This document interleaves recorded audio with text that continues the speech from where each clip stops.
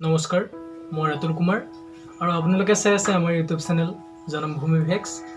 আৰু আজি আমি আমাৰ এই চেনেলটিলৈ আপোনালোকক স্বাগতম জনাইছোঁ। আমাৰ অসমৰ এখন ঠাই য'ত ভাৰতৰ মেপৰ তলৰখিনিৰ দৰে দেখা পোৱা যায়, কিন্তু সেই ঠাইখিনি বা সেই অংশটো আছে ক'ত? সেয়েহে আপোনালোকক এই অংশটোনো ক'ত আছে এই ভিডিঅ'টোৰ জৰিয়তে ক'ম।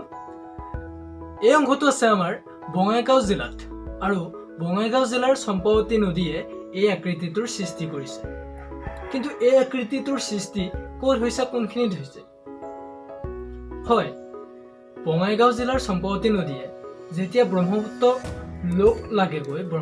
লগ লাগেগৈ তেতিয়া এই আকৃতিৰ সৃষ্টি হয়।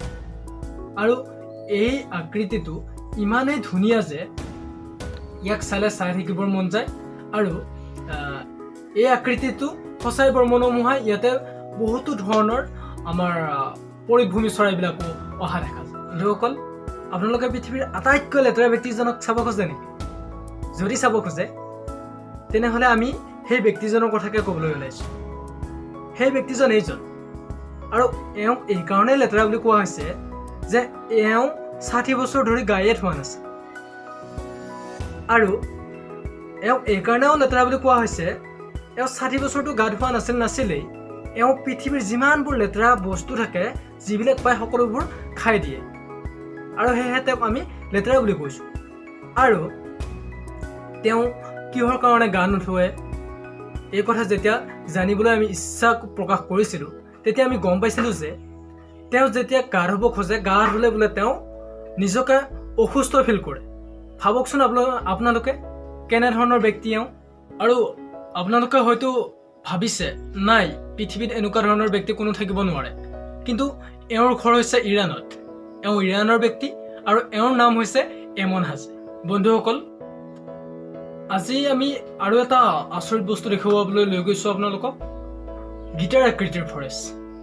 হয়, আমি সাধাৰণ ফৰেষ্টবিলাক দেখিছোঁ সকলোৱে, কিন্তু গীটাৰ আকৃতিৰ ফৰেষ্ট হয়তো বহুতেই দেখা নাই। নামটো শুনিছে কিন্তু দেখা নাই। কিন্তু এই ফৰেষ্টখন আছে ক'ত? এইখন নিজে নিজে সৃষ্টি হোৱা নে কোনোবাই সজোৱা? হয়, এই ফৰেষ্টখন আছে আৰ্জেণ্টিনাত, আৰু এজন কৃষকে তেওঁৰ মৃত পত্নীক উৎসৰ্গা কৰি এই ফৰেষ্টখন নিৰ্মাণ কৰিছে। আৰু এই ফৰেষ্টখন সম্পূৰ্ণ গীটাৰ আকৃতিৰ হয়। বন্ধুসকল, আমি সকলোৱে জানো গছ নহ'লে আমি জীয়াই থাকিব নোৱাৰোঁ। কিন্তু পৃথিৱীত যিমানবিলাক গছ আছে, এই গছবিলাক যদি আমি প্ৰতিজন মানুহৰ ভাগত গড় হিচাপত ভগাই লওঁ, তেতিয়াহ'লে কিমানকৈ ভাগত পৰিব আপোনালোকে জানেনে? হয়তো বহুতেই নাজানে। যদি আমি পৃথিৱীত থকা সকলোবিলাক গছ প্ৰতিজন মানুহৰ ভাগত ভগাই লওঁ, তেনেহ'লে আমাৰ প্ৰায় 422ডালকৈ গছ এজনৰ ভাগত পৰিব। কিন্তু দুৰ্ভাগ্যবশতঃ আমাৰ ইণ্ডিয়াত যিমানখিনি গছ আছে, সেই গছখিনি যদি আমি প্ৰতিজন মানুহৰ ভাগত ভগাই দিবলগীয়া হয়, তেনেহ'লে আমি এজন মানুহে 28ডালকৈহে গছ ভাগত পৰিব।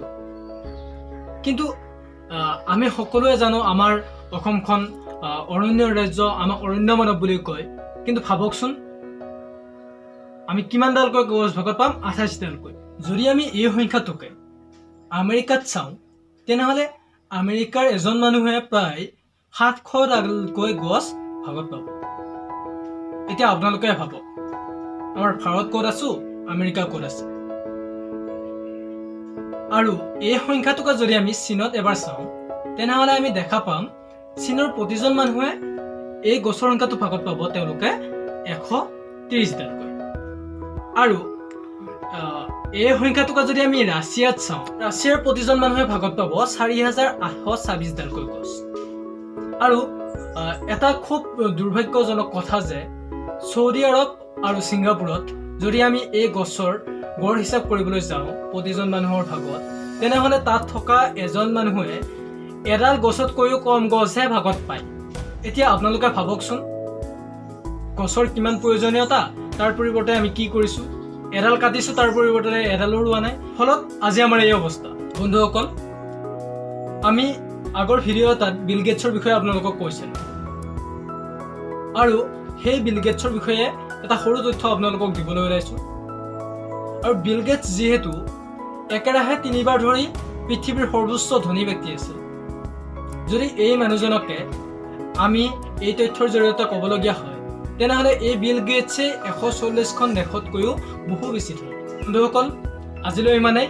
যদি আমাৰ এই ভিডিঅ'টো ভাল পায় তেনেহ'লে লাইক, কমেণ্ট, শ্বেয়াৰ আৰু আমাৰ চেনেলটো ছাবস্ক্ৰাইব কৰি থ'ব। ধন্যবাদ। জয় অসম, জয়।